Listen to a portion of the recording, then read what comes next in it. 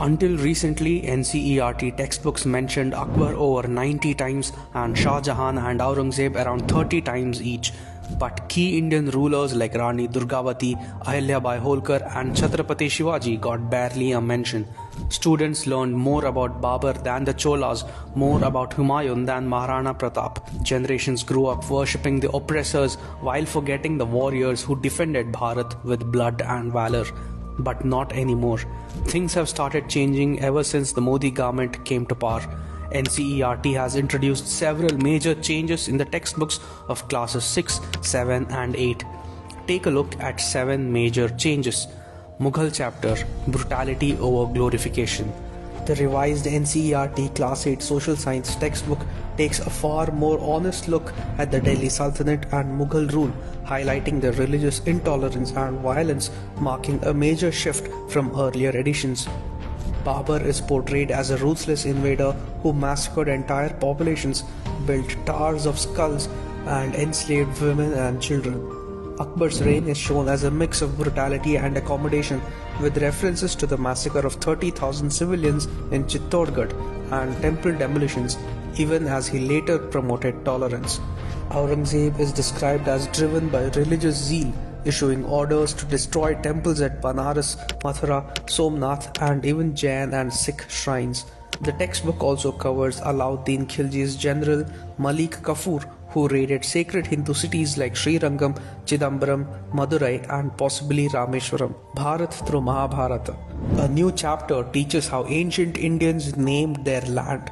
From the Rigveda Saptasindhava, or land of 7 rivers, to Mahabharat's mention of Kashmira, Kuru, Vanga, Kachcha, Kerala, and Pragjyotisha, students now get a civilizational context to regional identities. Even names like Bharatavarsha and Jambudvipa are explained, rooted in scriptures like the Vishnu Puran. What north, what south? It's all Bharat.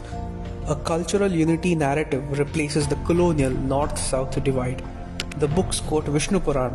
The country that lies north of the ocean and south of the snowy mountains is called Bharat. It celebrates cultural continuity, where Bharat is more than a name, it's an eternal identity. Dismantling oppressor-oppressed caste narrative. No more Marxist filters. The textbooks now present a balanced view of Jati and Varna. Jati is shown as a community-based skill system, not as oppression but as interdependent societal order. Varna is explained as duty-based. Brahmins, knowledge; Kshatriyas, protection; Vaishyas, trade; and Shudras, service. The lens is decolonized.